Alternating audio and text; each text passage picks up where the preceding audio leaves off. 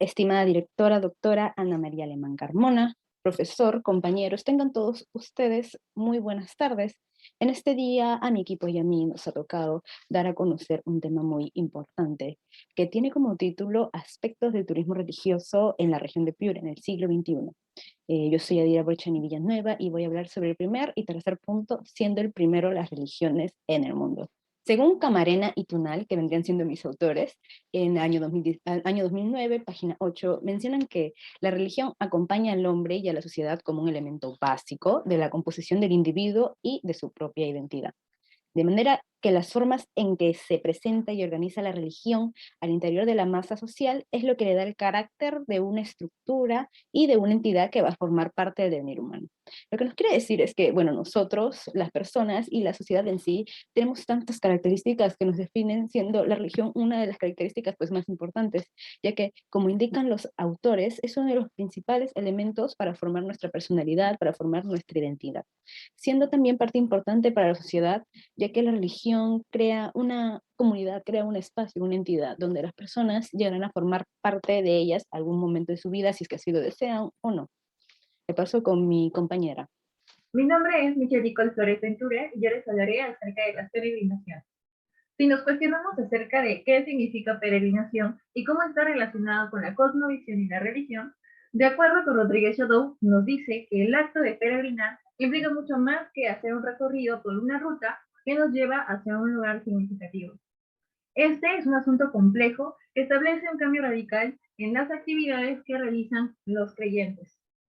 Según María Galí, nos dice que la peregrinación es el camino del santuario, y la realidad entre los dos está tan estrechamente relacionada que la peregrinación incorpora el concepto del santuario y viceversa.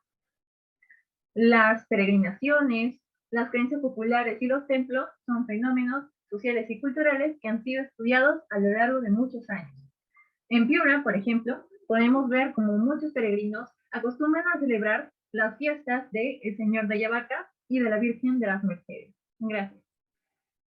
El tercer punto es el turismo religioso en el mundo. Según Pesantes y Caicedo, año 2016, mencionan que el turismo religioso es una actividad turística a través de la cual quienes la realizan pretenden alcanzar gracias espirituales, buscando la proximidad, la inmersión o el contacto con lo sagrado. Lo que nos quiere decir es que este tipo de turismo, bueno, está fundamentalmente relacionado con la fe o con las creencias religiosas, y también nos da a entender que los peregrinos buscan cumplir una misión con respecto, bueno, a su religión. Esta rama del turismo es un fenómeno económico y social, eso creo que todos lo sabemos, ya que según Fernández 2012, este tipo de turismo beneficia en términos económicos a las comunidades locales, ya que obtienen oportunidades de empleo, obtienen más ingresos, por ende, y una fuente de recursos para poder preservar ese patrimonio que está atrayendo a los turistas, que está atrayendo a los visitantes en ciertas épocas del año. El turismo religioso también es un fenómeno social, ya que según Tobón y Tobón, año 2013, este tipo de turismo, bueno, genera interés en los académicos que buscan estudiar por qué los turistas visitan estos centros religiosos. Es decir, que buscan investigar las necesidades espirituales o culturales, motivaciones y los intereses de los turistas. De paso con mi compañera. Mi nombre es César Lescano y procederé a exponer el turismo religioso en el Perú prehispánico. Mateo Salado nos indica que los investigadores suelen referirse a una religión andina prehispánica, lo que da a entender que solo había una. Sin embargo, esto es incorrecto, pues diferentes pueblos convivieron entre sí y se sucedieron a través del tiempo en nuestro territorio de los Andes. Los incas tenían como dios principal a Viracocha. Por debajo de este se encontraban los dioses celestes, como Inti el Sol, quien era el más popular, pues los incas creían que ellos descendían directamente de él, por lo que se realizaban muchas ofrendas hacia él, además de las festividades Inti Raymi y Cape Raymi, ambas con el fin de renovar este vínculo entre ellos. Otra importante era la mamaquilla, la luna, hermana y esposa del sol, siendo esta la razón por la que los incas desposaban a su hermana, ya que así se mantenía la pureza sanguínea. Según Luis Portillo, los incas eran politeístas, pues su imperio estaba compuesto por varias naciones o etnias, donde existían muchos dioses. La mayoría de estos pueblos compartían rasgos como la Pachamama, Viracocha e Inti, quienes eran los dioses más populares en su cultura. Esto se comprueba en la cultura mocha, por ejemplo. Esta tenía como dios principal a Ayapaec, también conocido como el decapitador, pues era el protector, proveedor de agua y alimento y responsable de las victorias militares de la cultura. Además de él, adoraban a la naturaleza y sus fenómenos, como el sol, la luna, terremotos, la lluvia, etc. Tarde, profesor, buenas tardes, compañeros. Mi nombre es Judith Pillaca y continuando con la exposición, yo hablaré de los siguientes dos puntos. El primero de ellos es el turismo religioso en Piura y en el Perú. Bueno, comenzando con el turismo religioso en el Perú, este es sumamente importante, ya que según los autores Chinchay, Con, Gualdani y Seminario, en el año 2020, nos manifiestan que ayudará a incrementar la competitividad de la planta turística debido a todos aquellos atractivos culturales religiosos que presenta el Perú, lo cual a su vez representa un atractivo para miles de personas. Bueno, esto nos quiere decir que las diferentes manifestaciones como el Señor de los Milagros o la Virgen de la Candelaria han permitido que el Perú se posicione como un destino de turismo religioso, lo cual a su vez demuestra la importancia de esta rama del turismo para el mercado competitivo turístico. Bueno, siguiendo tenemos a lo que sería el turismo religioso en la región de Piura, en la cual, pues bueno, la región de Piura presenta un gran potencial turístico, pero específicamente en lo que sería el turismo religioso, podemos considerar que hay una mayor relevancia de dos de sus provincias. La primera de ellas es la provincia de Paita, la cual según Chinchay 2020 nos dice que en ella se puede realizar el turismo religioso debido a que presenta diversas manifestaciones culturales religiosas consideradas como patrimonio cultural de la nación, lo cual atrae a miles de turistas nacionales y extranjeros al año. En segundo lugar tenemos a lo que sería la provincia de Ayabaca, la cual según Rentería 2013 nos manifiesta también que en esta se puede hacer el turismo religioso debido a que tiene la imagen del señor de cautivo de Ayabaca, la cual tiene una gran trascendencia local, regional, nacional e internacional. Bueno, como podemos ver, estas dos provincias tienen todas las características necesarias para poder realizar el turismo religioso en Piura, lo cual las destaca sobre otras provincias de esa región. Continuando con el siguiente punto, tenemos al aspecto histórico y geográfico en la región de Piura. En lo que respecta al aspecto geográfico, la página del gobierno del Perú en el año 2020 nos manifiesta que Piura es una región ubicada al norte de la ciudad de Lima, la cual tiene como capital la ciudad de su propio nombre, es decir, Piura. Esto quiere decir que Piura limita con distintas regiones del Perú, como son Tumbes, Lambayeque y Cajamarca, y con el país de Ecuador, como pueden observar en el primer mapa. Bueno, en lo que respecta al aspecto geográfico, según la misma página del gobierno del Perú en el año 2020, nos expresa que Piura ha sido la primera ciudad fundada por los españoles, la cual entre los años 1535 y 1570 sufrió diversas migraciones, específicamente de personajes ilustres, lo cual llevó a que se comenzara con una organización urbana. Bueno, esto quiere decir que debido a todas estas migraciones, se produjo una mezcla de culturas en todos estos habitantes que venían de diferentes partes del Perú, lo cual se vio manifestado en sus diversas danzas, comidas y, por supuesto, festividades religiosas. Muchas gracias y le paso con mi compañero. Buenas tardes, profesor. Mi nombre es María Lucía Alvaro Rodríguez y a continuación yo les hablaré sobre las características del turismo religioso. Bueno, hablando de manera general, el autor Monteiro de Castro en el año 2008 nos manifiesta que el turismo religioso es de carácter netamente completo y diverso, debido a que, como se sabe, nosotros a lo largo de todo el mundo poseemos distintos tipos de religiones. Quiere decir que nosotros vivimos en una sociedad multicultural.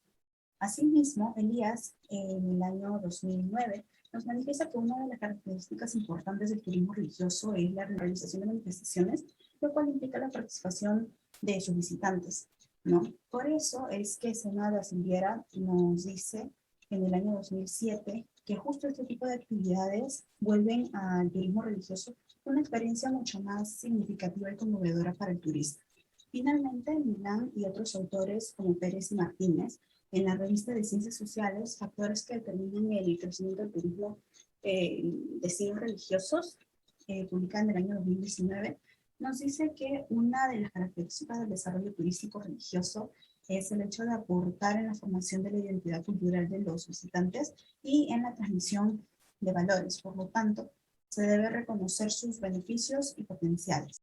Bueno, ahora hablando únicamente de lo que es el turismo religioso, en general este se destaca por ser una de las actividades más realizadas al momento de visitar este departamento en nuestro país, Según Prompelo, en el año 2019, nos dice que las actividades como visitar iglesias, catedrales y conventos es la segunda actividad más realizada en la visita a este departamento, ¿no? Con dichas cifras podemos ver el gran interés de los visitantes hacia visitar estos lugares sagrados y su participación en manifestaciones como la procesión del Señor Cautivo de Ayabaca, el Señor Ochocán, la Virgen del Carmen, entre otros. Por eso, la región de Piura, al poseer una gran diversidad cultural y al ser acreedora de una gran variedad de festividades y leyendas religiosas, creo yo que debe ser valorada y reconocida, ya que aparte de que son claves para el desarrollo del turismo religioso y para el fortalecimiento de la fe de los turistas, pues además creo que es un factor de suma importancia para el desarrollo de nuestra identidad como personas. Ahora sí, doy paso a mi compañera. Continuando con la exposición, el siguiente tema es la arquitectura y obras de arte sacro. Pues la arquitectura de la cultura vicus es la más destacada de Piura. Culturas pre-inca nos menciona que ésta se organizaba en base a la posición de los cuerpos celestiales, estando muy ligada a la religión y a la adoración. Eran edificaciones de barro y adobe, todas con tragaluces y unos techos inclinados. Resaltan sus centros ceremoniales y tumbas, de las que se han encontrado cerca de 2.000 ejemplares, con una profundidad entre 5 y 11 metros. Se cree que las más profundas eran para la élite, pues en estas han hallado piezas de cerámica únicas. Asimismo, el Templo de los Jaguares, que tuvo la finalidad de rendirle adoración al jaguar, pues era considerado divino. Fue tomado por los incas y fue cubierto por arcilla roja. Debido a su enterramiento no se tiene información sobre su estructura interior, pero se ha visto la presencia de peldaños para acceder al templo. Asimismo se encontró una pareja de jaguares tallados en roca. Presentan un patrón religioso y significativo, pues ambos establecen la protección y el culto. Es necesario mencionar que a manera de ritual usualmente se sacrificaban hombres y mujeres para pedir cosecha y lluvia. En cuanto al arte sacro en Piura, un ejemplo de este es la danza Los Diablicos de Huancabamba. Andina afirma que la danza dramatiza la batalla entre el arcángel San Miguel y un diablo con sus demonios, con el fin de proteger a la Virgen del Carmen. Está formada por 4 personajes: el arcángel, el diablo, sus demonios y el murufa. Otro ejemplo es la festividad de la Virgen del Carmen, siendo su día el 16 de julio.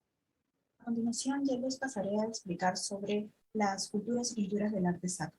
Bueno, primero partamos del punto de preguntarnos qué es el arte sacro. Bueno, esta hace alusión a aquellas obras de arte separadas a lo profano e impuro. Estas se caracterizan por ser consagrados a una divinidad, ¿no? Según la Constitución de la Sagrada Liturgia del Concilio Vaticano II, pues nos describe a todas estas artes sacro como un medio de expresión de la belleza infinita de Dios por medio de figuras humanas, la cual tiene como propósito el hecho de guiar al hombre hacia Dios.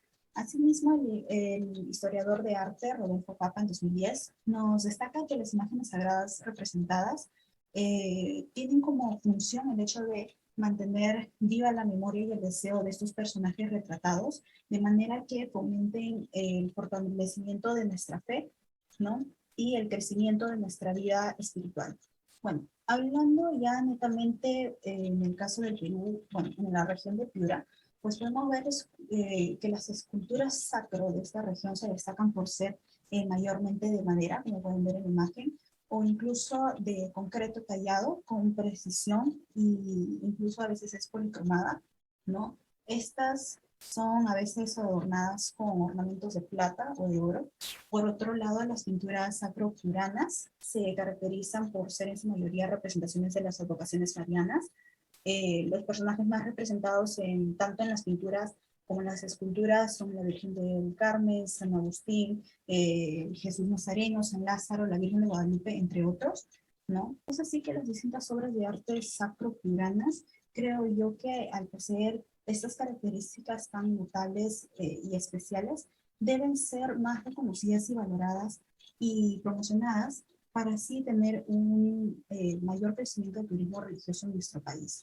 Ahora sí, doy pase a mi compañera. Para finalizar, yo les hablaré acerca del patrimonio cultural. Según Tugores y Ferrer, mencionan que la palabra patrimonio proviene del latín y hace referencia a los bienes de la familia y la herencia. Los bienes culturales, tangibles e intangibles, son representaciones simbólicas que resumen las características de la cultura a la que pertenecen.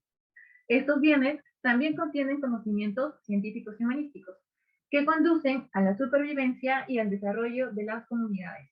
En Piura, por ejemplo, podemos encontrar diversos tipos de ejemplos de patrimonio cultural, como por ejemplo la iglesia San Nicolás de Motape, la Catedral de Piura, la Iglesia Matriz de Yavaca y la Dona de Paita. Gracias.